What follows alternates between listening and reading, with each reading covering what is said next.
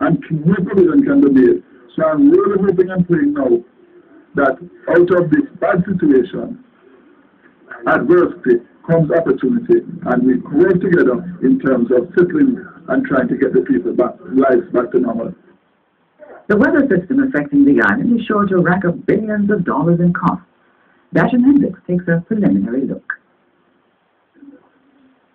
Already facing a tight budget, the finance minister will be called on to find additional monies to pay for the damage done to the island over the past few days.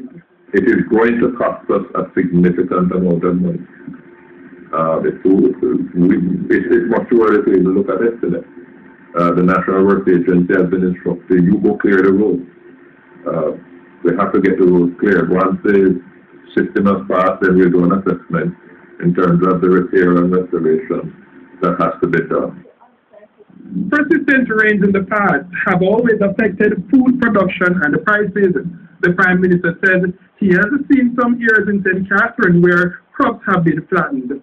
Other areas of the island are likely to have similar damage, but the Prime Minister couldn't say how damage to agricultural output will affect food prices or inflation going forward. They don't have a report from the Ministry of Agriculture yet, and it is not normal that they would do their assessment until the system has in fact come to an end. But as the cost racks up with the damage the rains have been causing, the Finance Minister is sure to be having a headache. We asked the Prime Minister how the costs are likely to affect a tight budget, which is already under review.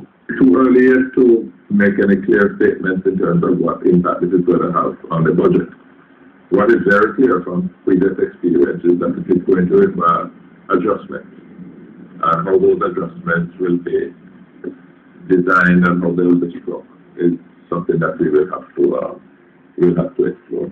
I know from the discussions that we have had with our international partners that they recognize that for disasters there would have to be some space provided, but that is still to come.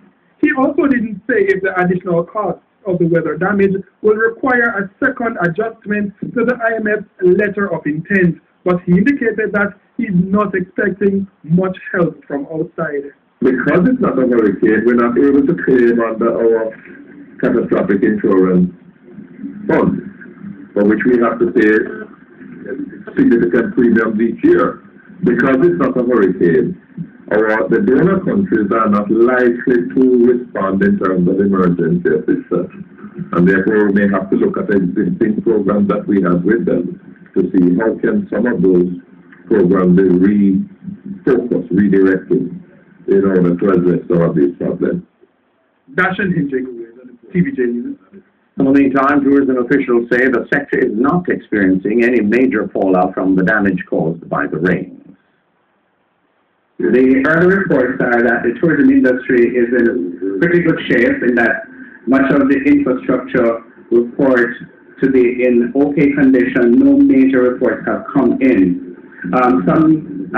Advising each school to decide whether it will reopen tomorrow based on what's happening in each area. The minister says with the flash flood warning still in effect, board chairmen, principals, and school administrators island-wide are to monitor the situation and make a decision at the school level.